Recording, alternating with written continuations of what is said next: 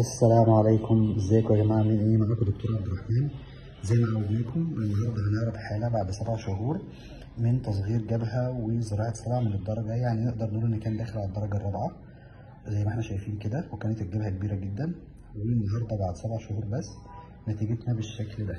بسم الله ما شاء الله، رغم ان احنا يعني عاليين الاضاءه اقصى درجه ممكنه.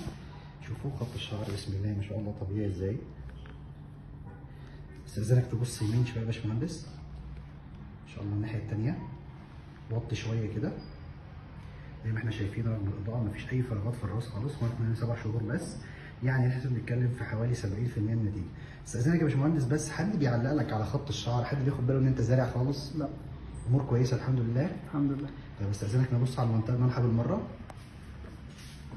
وزي ما احنا شايفين المنطقه المالحه مفيش فيها اي مشاكل خالص، ولا حد يقدر ياخد باله ان احنا عملنا فيها اي حاجه. شكرا يا باشمهندس.